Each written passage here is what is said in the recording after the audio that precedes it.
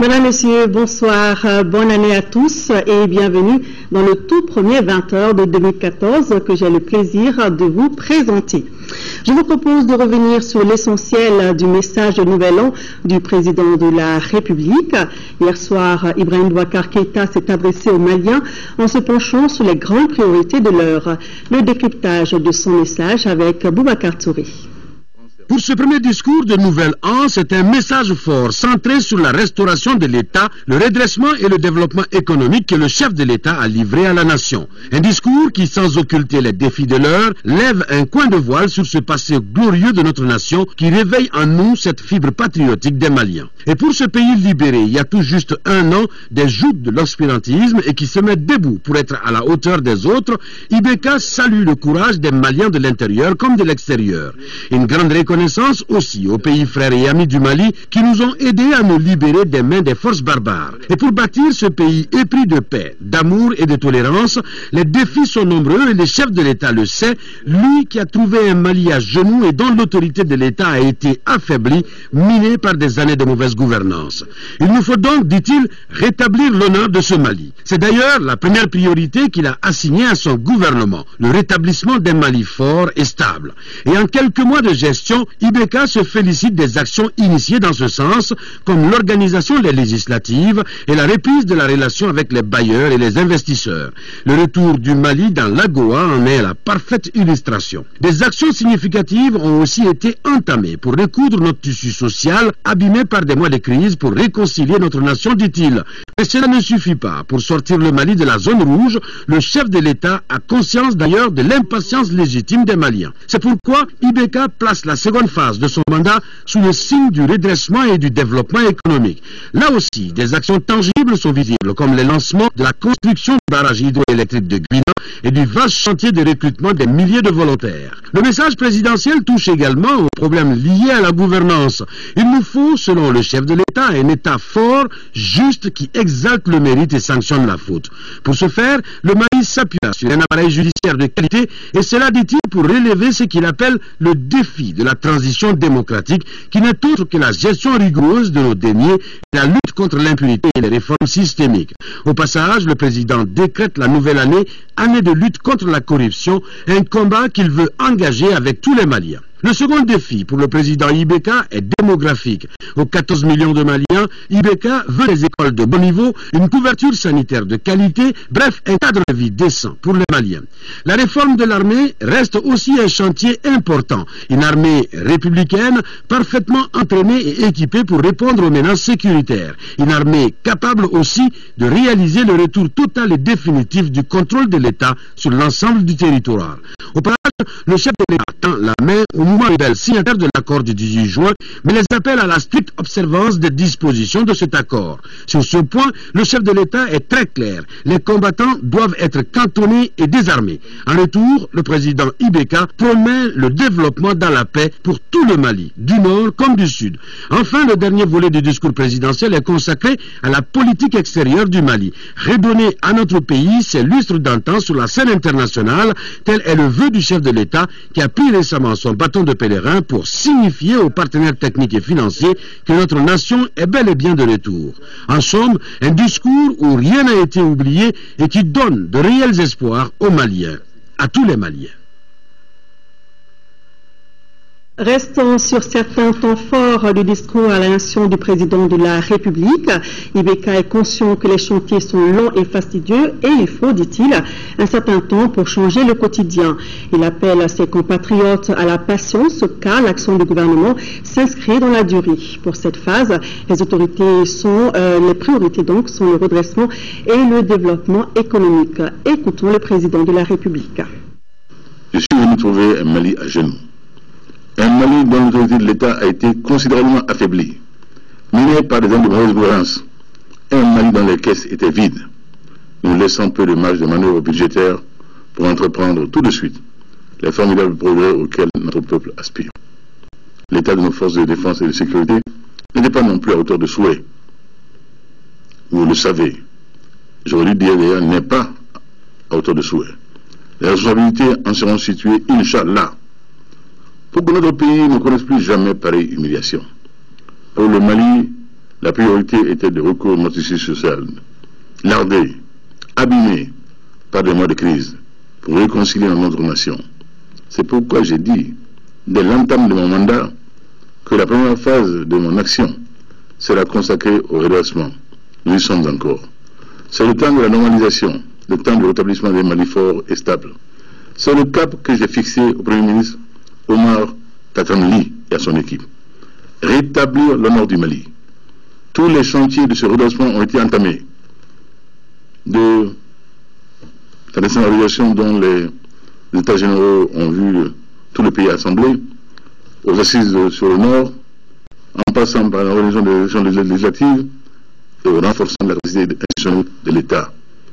Tout cela, chantier de la réconciliation nationale, établissement de l'autorité de l'État, état de la justice, plan de réformes économiques et sociales, ou encore la reprise de la relation avec les bailleurs, les investisseurs et le retour de la voix du Mali sur la scène internationale. Merci au président Obama pour le retour du Mali dans la Goa. Merci à Mme l'ambassadeur Beth Léonard pour la part prise dans cette heureuse décision.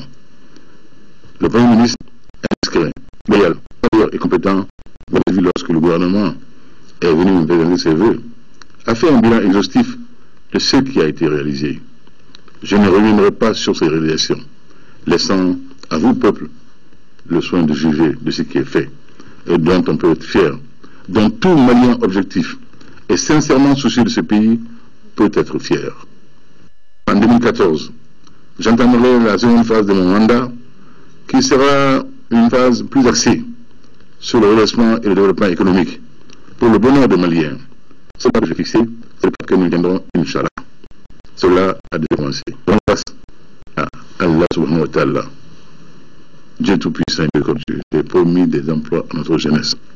Le gouvernement a lancé un vaste chantier de recrutement de plusieurs milliers de volontaires qui seront demain mieux armés pour le marché du travail. Le logement, la santé, l'école, les routes, l'eau, l'électricité, l'hygiène et surtout, nous avons fait serment de rendre Bamako plus propre, plus avenante, plus coquette, telle qu'elle fut. Et tous ces chantiers prioritaires sont à fort besoin de ressources humaines. Je suis conscient des 4 défis que doit relever notre pays pour être compétitif. Le défi de la transition démocratique, le défi de la transition démographique, le défi de la transition économique, le défi de la transition culturelle. Le président de la République l'a dit, des chantiers sont déjà engagés, surtout dans le domaine de la justice, la lutte contre l'impunité. Pour le président Ibrahim Boubacar Keïta, 3 autres fronts seront ouverts. La formation d'une armée républicaine, le renforcement du processus de décentralisation, le retour total et définitif du contrôle de l'État sur l'ensemble du territoire. Le premier est celui sûrement d'une armée républicaine, parfaitement entraînée et équipée pour répondre aux menaces sécuritaires traditionnelles ainsi qu'aux nouvelles. La formation d'une telle armée est en cours grâce à l'assistance de la communauté internationale que je ne remercierai jamais assez, notamment l'Union européenne pour l'EUTM, European Union Training Mission. L'autre front, c'est celui du retour définitif et total du contrôle de l'État sur l'ensemble du territoire national. Je lance un appel au mouvement rebelle, signataire de l'accord du 18 juin, pour la stricte observance des dispositions de cet accord, où le cantonnement effectif et mesurable des combattants entre dans la stratégie du désarmement que demande l'État malien, et qui est désormais condition sine qua non. Il est totalement absurde et sûrement contre-productif de vouloir me faire l'ennemi de telle ou telle communauté. Mon passé conforte mon présent. J'ai partagé les nuits claires de Gao, Bouré, Mansongo, Tombouctou, Kidal, Ersan et Salam. J'ai dormi dans les campements et puis le lait de chamel à la lueur du feu de bois, par les rues de froid de cette belle partie du Mali. J'ai écouté les agriculteurs et les vachers du Tilemsi, les chevriers et les chameliers de l'Adrar. J'ai travaillé avec eux et pour eux. Par ailleurs, je sais que parmi ceux qui se sont battus hier contre les projets d'État Touareg au Sahel, il y a des Keltamachek, dont le patriarche El Mehdi, revenu aujourd'hui à Bamako chez lui, après des mois d'exil. Qu'il en soit loué et que l'année nouvelle lui apporte succès et santé. De la même manière, je sais que l'écrasante majorité de nos compatriotes keltamachèques, aujourd'hui forcés à un exil qui nous est pénible, sont républicains et maliens. C'est pour eux justement que nous devons accélérer la normalisation de notre septentrion. Je veux la paix. Je désire ardemment la paix, car je désire consacrer l'essentiel à construire et à développer au profit de tous et de toutes les communautés du Mali. Je ne veux que la paix, rien que la paix dans toutes les régions du Mali, dans toutes les communes du Mali, qui doivent prendre le contrôle de leur développement, dans un État qui ne sera plus jacobin, centralisateur, mais distributeur et régulateur. C'est la décentralisation, accompagnée d'une réelle dévolution de certaines compétences et ressources, jadis aux mains de l'État, et impliquant une nouvelle forme de gouvernance territoriale qui constitue la réponse à la demande d'une autre forme d'État, telle qu'observable ailleurs. Le Mali est dans cette réforme depuis 1992. Il la poursuivra. Et je m'engage à la porter à un niveau d'irréversibilité. Le dernier front est celui de la politique extérieure du Mali. Notre pays s'est en effet trouvé propulsé à l'avant-scène internationale, sans l'avoir cherché, sans même l'avoir voulu, et hélas, pas de la meilleure des manières. Il s'est retrouvé en quête quasi désespérée d'assistance mondiale, en nation vivant les affres d'un effondrement apparemment brutal de son État, État en réalité vermoulu depuis plus d'une décennie. Qu'on était loin du Mali rayonnant dans le monde, au point d'avoir abrité la naissance des principaux mouvements d'émancipation africaine. Qu'on était loin du Mali de Modibo Keïta et de Famara Konaré. Il est donc d'importance avérée que parallèlement à la restauration de l'État et de son autorité, le Mali retrouve ses lustres d'antan sur la scène internationale. Voilà, c'était là l'essentiel du message de Nouvel An du président de la République. Message suivi avec beaucoup d'attention par les Maliens qui ont ensuite réveillonné. Les Bamakois ont célébré hier le Nouvel An dans la paix et la quiétude. De la rive droite à la rive gauche, la mobilisation a été grande. Et c'est au rythme des morceaux musicaux bien choisis et de vœux bien formés du Pérou et dans les carrefours de recueillir les autres. Se sent dans les rues de Pau, du moins que le passage de la nouvelle année annonce. Khalifa Salia est une jeune dame richement vêtue et adroitement s'avance dans la nouvelle année. Par son allure, elle semble défier la fraîcheur qui s'abat sur Bamako. La fête se passe très bien. Nous sommes vraiment émus d'être à cette fête cette année et on souhaite bonne chance au Mali, bonne heureuse année à toute la population malienne et soyons maliens à nouveau dans le cœur et dans les esprits. Bonne heureuse année à tous. Ça se passe très bien, c'est calme, dans la joie, la bonne humeur, c'est tout. On est là, tranquille, je ne peux que souhaiter bonne, heureuse année, que l'année soit une année de succès, de paix, de santé, de bonheur et de joie aussi. Alain se dit étranger, il vient d'un pays très éloigné, mais réveillé avec les Maliens lui offre un beau décor. Un beau décor parce qu'il s'agit là d'un devoir de solidarité à l'endroit d'un pays qui sort d'une crise sans précédent de son histoire. Moi j'aime bien le Mali parce qu'il y a une très bonne ambiance.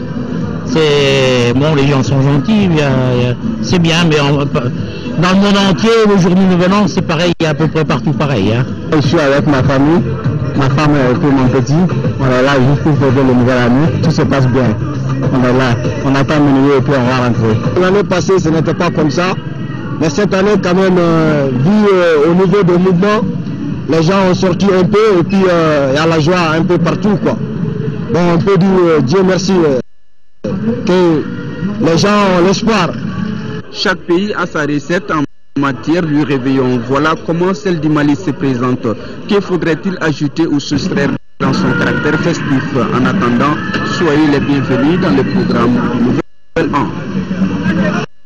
La fin d'année a donc été célébrée à Bamako et de différentes manières.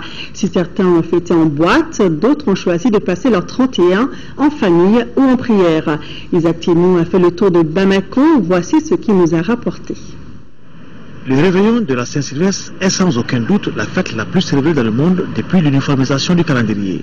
Le 31 décembre marque le dernier jour de l'année et le début d'une nouvelle année.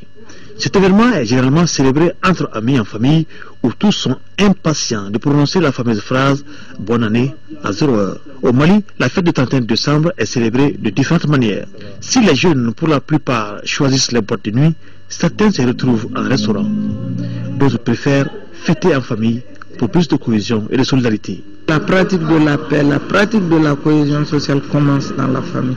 Et c'est pour cela que j'ai décidé de rester en famille et de le fêter avec tous mes enfants.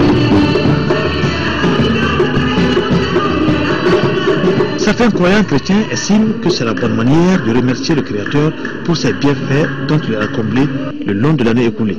C'est pourquoi les fidèles se retrouvent à l'église pour fêter le passage au nouvel an. Cela à travers adoration, prière et action de grâce. Je n'ai pas dans ma Bible un verset biblique qui me dit que le 31 décembre est une fête à célébrer. Mais comme toujours est un jour de grâce que Dieu donne de vivre. Le 31 également, selon le calendrier que nous utilisons, nous voulons vraiment saisir cette occasion pour remercier Dieu qui nous a conduits jour après jour pendant les 365 jours. C'est une occasion vraiment de nous arrêter et de dire à Dieu merci. Les musulmans ne sont pas en reste de cette célébration. Le musulman peut célébrer le nouvel an sans commettre des actes qui sont contraires à sa foi. Donc c'est pourquoi nous voulons canaliser la jeunesse pour qu'ils restent dans un cadre où ils vont faire des prières, écouter des prêches, écouter ce qu'ils doivent faire par rapport à l'année nouvelle. Parce que une nouvelle année, c'est l'heure de bilan pour nous en tant que musulmans. Qu'est-ce que nous avons fait de bien l'année dernière? Qu'est-ce que nous devons faire l'année prochaine? Donc c'est dans ces perspectives-là que nous avons organisé cette soirée. La tradition a été respectée à Bamako comme partout au Mali. Il ne reste plus qu'à dire que chaque jour est unique. Chaque année est une promesse de joie et de découverte. Que 2014 soit pour tous une année spéciale, que des milliers de joies viennent embellir la vie. Merci Isaac Tienou. Et ce qu'il faut retenir, c'est que ce 31 décembre, les Maliens ont été sensibles au message de prudence véhiculé par plusieurs structures comme l'ANASER qui était sur le terrain hier nuit. Pour preuve, l'agence et la police nationale ont procédé à des tests d'alcoolémie qui ont été presque tous négatifs. Et c'était en présence du ministre de l'Équipement et des Transports qui a tenu à rayonner en étant sûr que les Maliens se portaient bien. Abdelkarim Kaba était lui aussi sur le terrain. Reportage. À travers cette action, l'Agence nationale de la sécurité routière, le ministère de l'Équipement et des Transports et leurs partenaires souhaitent ainsi bonne et heureuse année 2014 à tous les usagers de la route. En effet, la sortie consiste à contrôler l'alcoolémie, le surcharge, l'excès de vitesse, bref, les infractions du code de la route. Nous sommes en train de faire des alcotests. L'alcotest, c'est pour déterminer le taux d'alcoolémie. C'est-à-dire un conducteur, quelqu'un qui emprunte un véhicule, qui est sur une moto, si son taux atteint un certain seuil, on lui demande gentiment de ne pas conduire parce qu'il menace des vies humaines. Les jours de fête sont des jours généralement d'excès. D'excès, c'est-à-dire quand on est trop content, on a tendance à aller au-delà des bornes. C'est pourquoi nous sortons de la circulation pour amener les usagers de la route non seulement à respecter le code de la route. Pendant toute la soirée, le contrôle a été effectif sur tous les grands ronds-points de la capitale. C'est une très bonne chose. Ça permettra de diminuer les accidents, surtout les nuits de fête. Les jeunes ils boivent beaucoup, ils se droguent, ils font beaucoup d'accidents. Ce qui n'est pas bien. La fête c'est fait pour fêter dans la joie et non dans la tristesse. Surtout ces jours de fête, ça compte beaucoup parce que ça va sensibiliser les jeunes à éviter de boire trop et faire des accidents. Tous ceux qui sont derrière moi, que ce soit un grand frère, même un ennemi, désormais, moi je ferai tout pour que nous portons nos casques. L'occasion était bonne pour l'ANASER, le CNJ Commune 5 et l'association de soutien à la sécurité routière d'offrir des casques aux motocyclistes. Et signalons que notre équipe de reportage, durant tout le trajet, n'a coïncidé avec aucun accident. Une année passe, une autre commence. Les habitants de la capitale souhaitent la paix, l'unité et la réconciliation nationale au Mali. Notre équipe de reportage, conduite par Moussa Fane, a fait un tour en ville pour recueillir les vœux 2014 des Maliens. Écoutons ceux qu'il a interviewés.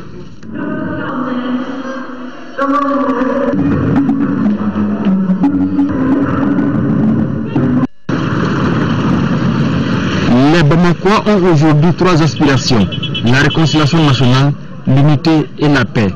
Cette nouvelle année 2014 est une occasion pour eux de les concrétiser, surtout que le retour à l'ordre constitutionnel est effectif dans notre pays. Que l'année 2014 soit une année de paix, de réconciliation et de pardon pour tout le peuple malien.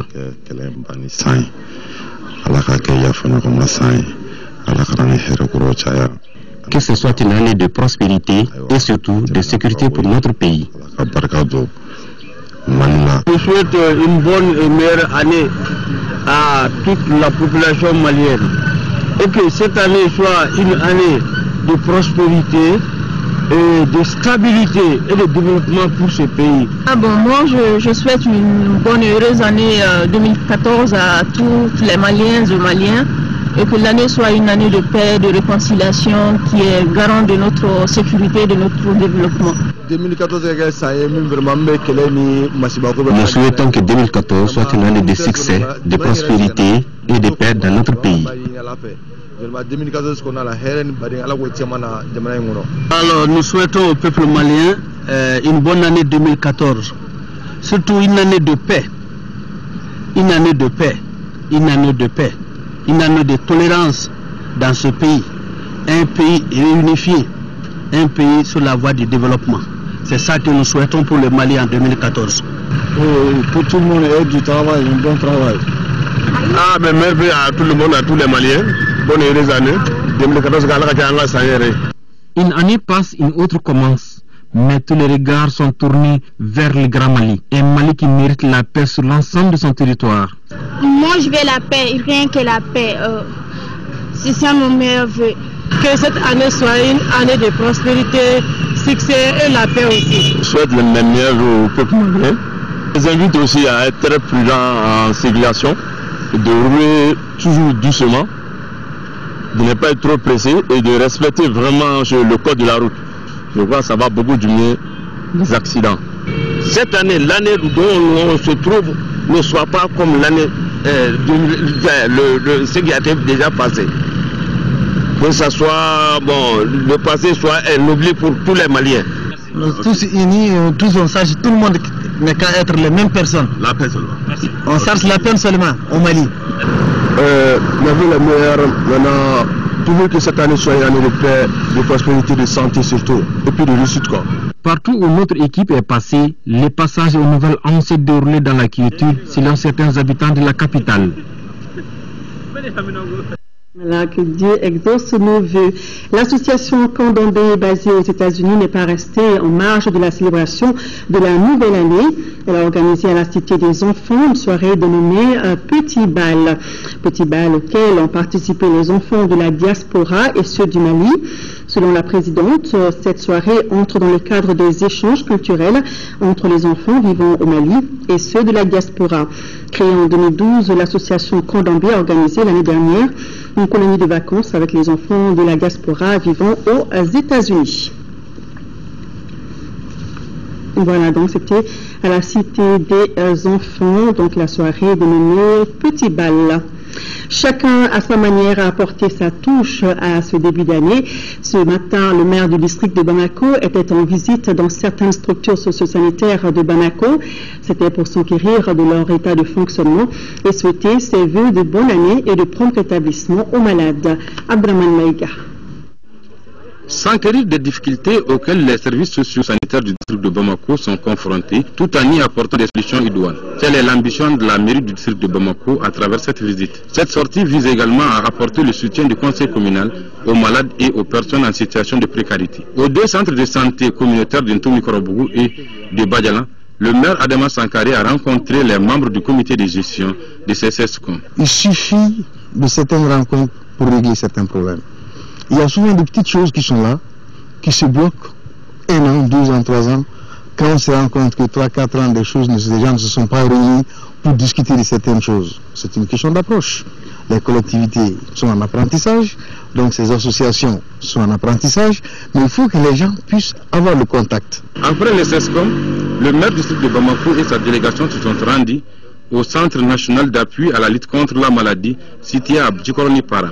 Ici, les malades de 2 sections du centre, notamment les services de léphrologie et de dermatologie, ont reçu le maire Adama Sankaré. À ces malades, des bénédictions et une remise d'enveloppe de 500 000 francs CFA ont permis de donner de l'espoir à ces personnes qui en ont tant besoin. C'est juste pour que les malades puissent comprendre que malgré leur état de santé, les pouvoirs publics pensent à eux.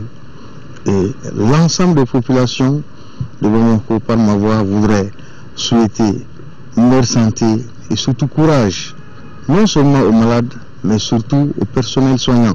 Avec cette sortie, le maire Adama Sankaré vient de démontrer une fois de plus que la solidarité, qui a toujours caractérisé nos sociétés, est loin d'être un vain mot, mais un comportement. Une tradition qu'il respecte depuis bientôt 7 ans.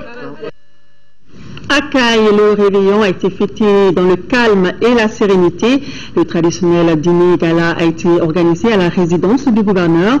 Si certains ont préféré rester à la maison pour fêter en famille, d'autres ont accueilli le nouvel an dans les hôtels, restaurants ou boîtes de nuit. L'équipe de reportage de l'ORTN Caille, dirigée par Mahamadi Alibari, a fait un tour en ville pour voir l'ambiance dans la cité des rails. Suivant. Les Caïsiens ont accueilli le nouvel an 2014 dans le calme et la sérénité. Les citoyens ont fêté de différentes manières le réveillon, soit à la maison, dans les hôtels, dans les boîtes de nuit ou autour des dîners galas. Bon, c'est une occasion pour nous vraiment jeunes de notre groupe de se retrouver accompagnés de nos épouses à chaque fin d'année pour partager vraiment un moment de joie, de bonheur. Au niveau de la résidence du gouverneur, les chefs de service, la société civile et le gouverneur colonel Salif Traoré se sont retrouvés autour d'un dîner gala sous les notes musicales de l'orchestre régional. Aussi, le chef de l'exécutif régional a souhaité bonne et heureuse année à toutes et à tous avant d'inviter les uns et les autres à œuvrer pour la reconstruction nationale. Je voudrais d'abord souhaiter une année pleine de santé, de joie et de prospérité pour toute la population de Caille et pour tout le Mali. Nous sommes tous conscients que nous venons de loin. 2013 a vu la libération de notre pays et nous pensons que 2014 sera l'année de la reconstruction de ce pays-là, l'année de consolidation de tous les acquis, l'année de consolidation de tout ce que nous avons pu obtenir avec la solidarité internationale. Et ce serait à nous maintenant de nous donner la main et de faire en sorte que ce pays-là ne reconnaisse plus jamais ce qu'il a connu en 2012. Dans les hôtels, les clients trouvent que les menus sont abordables. La boîte de nuit de l'hôtel du Kassou, le Mameri, est presque vide. Nos gérants trouvent que cela est dû à la crise que notre pays a connue en 2012. La direction régionale de la police avait déployé ces éléments dans les principaux carrefours de la ville pour sécuriser la circulation afin qu'il y ait moins d'accidents. La situation est fluide, il n'y a pas eu d'accident. Je crois que ça va. Partout où notre équipe de reportage est passée, l'ambiance était presque morose. Les intervenants ont tous souhaité que 2014 soit une année de paix, de reconstruction et de réconciliation nationale. Et pour ce passage à 2014, l'ORTM a organisé sa traditionnelle soirée dans sa cour. Toute la crème de la musique malienne était présente à la fête. Une soirée qui a duré près de 6 heures d'horloge. Occasion pour le personnel, les artistes et autres invités de formuler des vœux pour 2014. Fatoumata Koni. Au service du public, l'ORTM a mis les bouchées doubles encore cette année. À la place du public chaud, les responsables de l'office ont souhaité émerveiller le public malien avec les shows de nos artistes dans la cour de l'ORTM.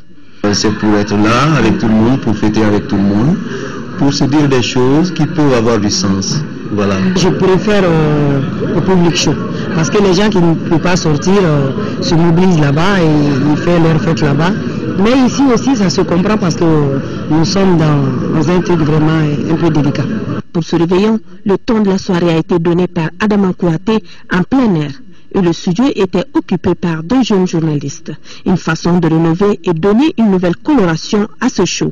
Pour moi, fêter le réveillon en compagnie de nos téléspectateurs, que du bonheur, on passe une excellente soirée. C'est un bonheur ce soir d'animer cette soirée avec Bata. Et vous savez, être en contact avec les artistes, avec des humoristes et savoir qu'on est suivi par des millions de téléspectateurs en train de servir autrement, en train de fêter autrement le réveillon, c'est un bonheur. Techniciens, animateurs, journalistes, caméramens ont donné le meilleur d'eux-mêmes pour ce réveillon 2014.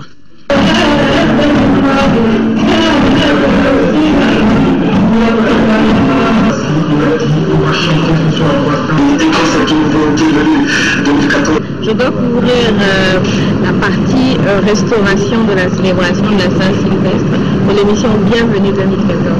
En plus du personnel, il y avait des particuliers, des artistes accompagnés de leurs danseurs et autres. Ici, certains préfèrent confesser leurs mauvais souvenirs de 2013 et d'autres formulent tout simplement des vœux de paix. Ma femme est avec vous, donc par la circonstance, je profite de l'occasion pour venir vraiment souhaiter bonne heureuse fête à toutes les personnes de l'ORTM. Alors, vœux pour 2014, qu'est-ce qu'on va dire? Souhaiter le meilleur des meilleurs, on va dire comme ça, pour 2014, et que ce soit notre année. Notre année, ça veut dire une année de bonheur. Rien que du bonheur en 2014. Je souhaite bonne chance pour nous tous, pour le Mali. Il faut que la paix vienne au Mali. Vers les coups de minuit, un invité surprise a visité les studios pour souhaiter une bonne année aux agents tout en appréciant le travail abattu à Bozola. Le son des calebasses, des guitares, des flûtes rimait avec la paix. La paix, rien que la paix, les artistes n'ont fait que chanter ce mot pour cette année 2014. Bonne heureuse année 2014, que la paix règne au Mali. Merci Fatoumata Kone. Hier, le ministre de la Défense et des anciens combattants, Soumaïlou Boubaï Maïga, et son homologue français, Jean-Yves Le Drian, rendaient hommage à Gao aux différentes troupes engagées sur le théâtre des opérations au nord du Mali. Une occasion pour les 2 ministres de leur adresser des messages d'encouragement et leur souhaiter une bonne année. Le compte-rendu des activités sur place avec Daouda Zoumana Traoré.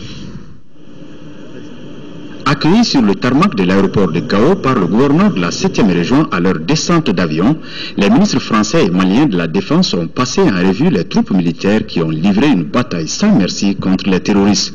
Ces 2 ministres sont en terrain connu pour avoir effectué plusieurs visites à Gao. En un an d'exercice, les résultats enregistrés par la force commune sont satisfaisants. D'abord, l'intégrité du territoire a été reconquise, les groupes terroristes sont désorganisés et vaincus, même s'ils survivent quand même.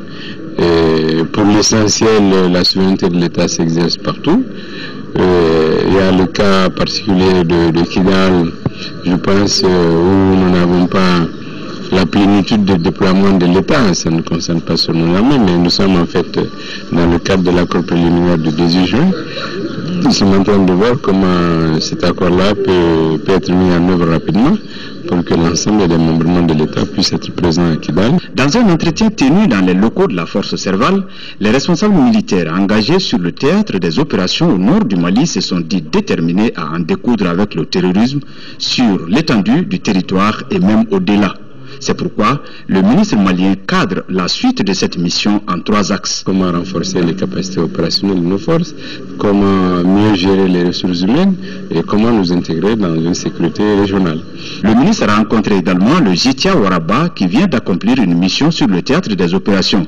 Il a exhorté les Waraba à persévérer dans ce sens pour le bonheur du peuple malien. Changeons à présent de sujet. C'est une Assemblée nationale renouvelée à près de 90% qui va travailler au vote des textes et au contrôle de l'action gouvernementale pendant les 5 prochaines années. Les noms des 147 députés sont connus depuis hier. Au total, la Cour constitutionnelle a reçu 129 requêtes. À l'issue de la proclamation des résultats, on peut retenir que le RPM se place comme la première force politique du pays. L'analyse de Amadou Sankari. C'est à l'issue d'une cérémonie qui aura duré 6 heures de temps que les 9 sages de la Cour constitutionnelle ont égrené les 147 noms des désormais honorables députés de la nouvelle Assemblée nationale du Mali. Des élus dont le mandat prend effet à compter de ce 1er janvier 2014. Avant d'en arriver là, la Cour avait sur sa table 129 requêtes. D'emblée, elle a rejeté 73 pour non-conformité au délai prescrit par la loi ou tout simplement les requérants n'ont pas qualité de saisir la Cour. Quant aux 56 autres, elles ont été examinées sur le fond. C'est ainsi qu'à la lumière de ce travail de fourmi, dans certaines localités, la Cour a relevé des irrégularités telles le bourrage d'urnes, la falsification des documents électoraux ou encore l'achat de conscience. Parlant toujours de requêtes, on retiendra surtout que c'est la circonscription électorale de Diri, dans la région de Tombouctou, qui a introduit le plus grand nombre, 40 au total, suivi de Nyono, dans la région de Ségou, et le cercle de Tombouctou, avec respectivement 15 et 14 requêtes. Autre élément à retenir, c'est le coup de théâtre intervenu dans les circonscriptions électorales de Nara, Nyono et Gao. Dans ces localités, le RPM a pu sortir la tête de l'eau, ce qui n'était pas gagné d'avance. Une situation qui conforte le parti dans sa position de leader sur l'échiquier politique du pays. Aujourd'hui, environ 15 députés de l'ancienne Assemblée signent leur retour à l'hémicycle. C'est donc une institution renouvelée à près de 90% qui va travailler au vote de loi et au contrôle de l'action gouvernementale pour les 5 prochaines années à venir. Reste maintenant à savoir celui qui sera au perchoir de cette 3e institution de la République. Ce qui reste, une cuisine interne. Retournons à Caille pour parler cette fois de la clôture lundi dernier de la 2e session de la Cour d'assises de Caille au titre de l'année 2013. Pendant 10 jours, ce sont 25 affaires qui ont été jugées, 10 autres renvoyées. 4 peines de mort et une condamnation à la réclusion à perpétuité ont été prononcées par la Cour de Caille, la correspondance de Kansoto Kanoté. Voici ce que l'on peut retenir du bilan de la fin de cette 2e session de la Cour d'assises de Caille. Il s'agit de 25 affaires jugées, 10 renvois, 11 par contumace, 3 acquittements, 4 peines de mort, une condamnation à la réclusion à perpétuité, 9 condamnations à temps. J'ose espérer que les décisions persuasives et dissuasives rendues ont convaincu le peuple de Caille que nul ne sera au-dessus de la loi, qu'il y aura d'acharnement contre quiconque. Selon le procureur général, la justice est comme une barre de fer courbée qu'il faut chauffer pour la rendre droite. Il s'est dit sidéré que les spectateurs de la télévision nationale soient agacés par des arrestations de brigands sur les mines et que 2 sessions de cour d'assises durant, aucune de ces affaires ne figure au rôle de cette session. Quelque part, il y a un dysfonctionnement qu'il faut corriger. Une justice trop lente n'est pas une justice. Monsieur le premier président de la cour d'assises n'a pas manqué de signaler au procureur général et aux magistrats le nombre élevé des condamnations par contumace. Il convient de noter que le nombre élevé des condamnations par contumace est le résultat du faible taux d'exécution des ordonnances de prise de corps, notamment dans les secteurs de Kita, Kenyeba, Bafouabé, de même qu'Arcaille. Le représentant de l'ordre des avocats de Caille, maître Touefo Moukoro, a félicité ses excellents confrères qui ont mouillé la robe. Grâce à leur brillante intervention, certains cas inespérés au départ ont connu des arrêts d'apaisement à l'arrivée. Le combat contre l'injustice, le népotisme et la corruption ne peut être l'apanage de la seule justice des seuls magistrats. Il concerne tous les Maliens qui aiment le Mali. Martula, le procureur général près la cour d'appel de Caille. À Tombouctou, l'ANPE s'engage pour la reprise des activités génératrices de revenus. C'est dans ce cadre que l'agence vient de lancer son programme d'urgence de l'emploi au profit des populations victimes de la crise. Les grands axes de ce programme, c'est avec Adama Djindé. Ce lancement du programme d'urgence de l'ANPE au profit des populations victimes de la rébellion a été beaucoup apprécié par les Tombouctousiens. L'initiative vise la relance des activités génératrices de revenus, la création d'emplois et la sécurisation des emplois existants. Pour ce faire, le département en charge de l'ANPE s'est engagé à redonner confiance aux populations à travers certains axes. Et un renforcement de capacité de la pâtisserie ASCO en termes de création d'emplois, en termes de valorisation des mets maliennes à Tambouxia. Nous vous réitérons notre engagement d'être avec vous. Ce lancement cadre parfaitement avec la vision du ministère en charge de l'emploi et de la formation professionnelle à travers la NPE pour la relance des activités génératives de revenus dans la région de Tombouctou.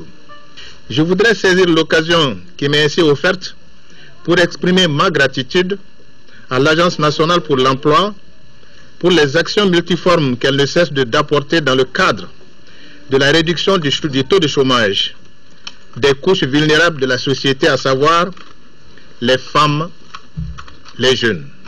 L'action entamée a pour finalité de lutter contre le chômage des jeunes et la relance des activités stoppées par les occupants. La Caisse associative d'épargne et de crédit des entrepreneurs et commerçants du Mali, KSC Djigissémé, étend son réseau dans la région de Sikasso. Elle vient d'ouvrir une caisse principale à Kadiolo. La cérémonie d'inauguration de la caisse, c'est avec Sekou Konaté. En choisissant de venir à Kadiolo, la Caisse associative d'épargne et de crédit des entrepreneurs et commerçants du Mali, KSC Djigissémé, veut mieux se rapprocher des populations afin de répondre positivement à sa vocation d'instrument de lutte contre la pauvreté et l'exclusion. Notre stratégie est d'identifier les points potentiels, c'est-à-dire les localités qui sont potentielles, et implanter une caisse, et par la suite, ces localités-là, à travers l'effet de la mutualité, permettent quand même de supporter le coût des caisses qui ne seront pas rentables dans les localités futures à installer. La caisse de Kadiolo, à l'image des autres, offrira de nombreux services et produits. Ils vont des dépôts au crédit en passant par l'épargne, le tout à des taux préférentiels. La KSE a développé un système de facilitation du coût de ces produits. Et les autorités locales de dire toute l'importance de l'institution de microfinance pour les populations du Folona. Je vous rassure de toute notre entière disponibilité à vous accompagner dans la réalisation et la bonne réussite de votre noble mission, car le gouvernement du Mali, dans le cadre de la lutte contre la pauvreté, a retenu la microfinance comme instrument incontournable. La présentation du réseau des KSE du Mali par le sous-directeur des opérations Ousmane Diallo a permis aux nombreux invités de mieux s'informer sur la caisse. Une caisse qui a vu le jour en 1996 et qui compte de nos jours une union, 5 caisses et 30 points de service d'intermédiation financière à travers le pays. Coupure du ruban symbolique, visite des locaux, le tout dans l'ambiance des trembleurs de l'Ofigué, et c'est parti pour la KSE Kadiolo. Le comité de crise mis en place pour gérer les victimes d'incendie dans le district fait son bilan. Selon son président, plus de 130 artisans et commerçants ont été victimes de l'incendie qui a frappé l'annexe de la grande mosquée de Bamako. C'était le 15 décembre dernier. Il était face à la presse. Moussa Fani. Les dégâts provoqués par l'incendie qui a frappé l'annexe de la grande mosquée le 15 décembre dernier sont estimés à plus de 400 millions de francs CFA. Au total, ils sont 133 artisans et commerçants victimes de cet incendie. L'information a été donnée au cours d'une conférence de presse animée par le président du comité de crise. Parmi ces 133 victimes, il y a 2 femmes. Alors donc, ces 133 victimes sont réparties, n'est-ce pas, en 2 catégories. Alors donc, premièrement, nous avons des artisans qui sont au nombre de 30 et les commerçants qui sont au nombre de 103. Maintenant, parmi ces victimes, il y a 77 hangars qui ont été brûlés et 25 magasins, n'est-ce pas, qui ont été touchés également. Les initiateurs de la conférence souhaitent l'accompagnement des autorités pour aider les sinistrés. Nous demandons à toutes les autorités maliennes, à tous les Maliens de venir en aide aux victimes. Car c'est une espérance, n'est-ce pas, dans le désespoir, pour pallier, n'est-ce pas, ce déficit qui est là. Nous voudrons que chacun, pour sa part, essaie, n'est-ce pas, de venir en aide. Le comité de crise souhaite également qu'un expert agréé soit recruté pour évaluer les dégâts matériels. Et nous restons dans le même registre. Le restaurant de l'hôtel Numa Beliza, 6 à Bamako-Koura, non loin de l'ANPE, a pris feu ce matin aux environs de 10 heures. L'incendie a causé des dégâts matériels importants puisque c'est tout le restaurant qui a été endommagé par le feu. Mais fort heureusement, il n'y a pas de perte en vie humaine. Moussa Fani est allé voir. L'incendie s'est déclenché à l'hôtel Numa Beliza, 6 à Bamako-Koura, loin de l'ANPI. L'incendie a touché les restaurants situés sous le 5e étage. Avertis à 10h22, les pompiers de la protection civile sont venus maîtriser le feu. Pas de perte en vies humaines, mais un blessé qui a été immédiatement transporté à l'hôpital. Des dégâts matériels sont visibles sur place. À notre arrivée, on a constaté une victime qui était jusqu'au niveau du 4e étage. Il a été pris au piège par l'incendie. Par des moyens de courage et de son courage lui-même, donc la fille a été sauvée au moyen de la corde.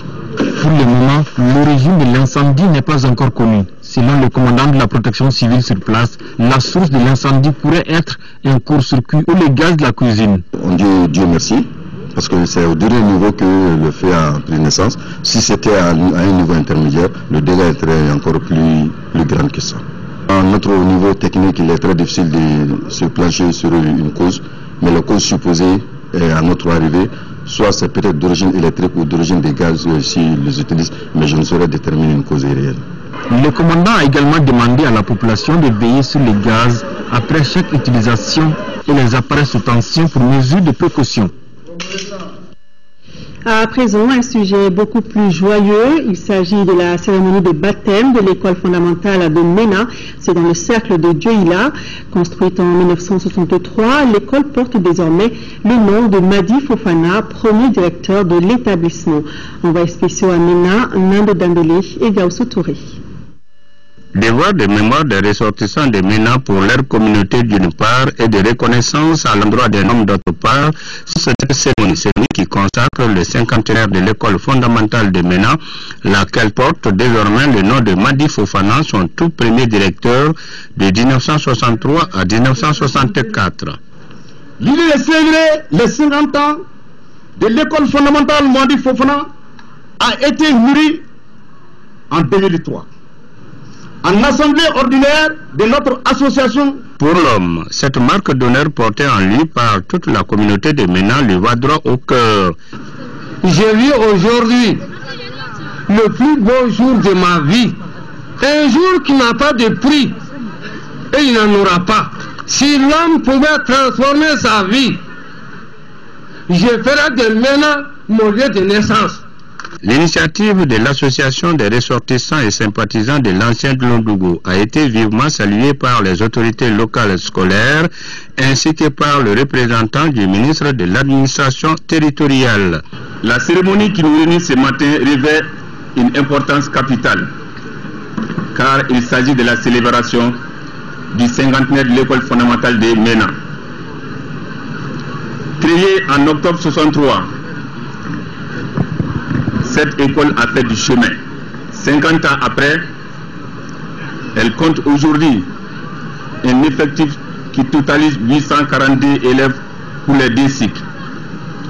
Ce qui dénote de la persévérance dans l'effort de scolarisation des enfants. Prestations folkloriques, sketchs, remise de prix et d'attestations de reconnaissance et rebroisement ont été les temps forts de la cérémonie. Voilà, c'est tout pour ce journal. Merci de l'avoir suivi. Je vous retrouve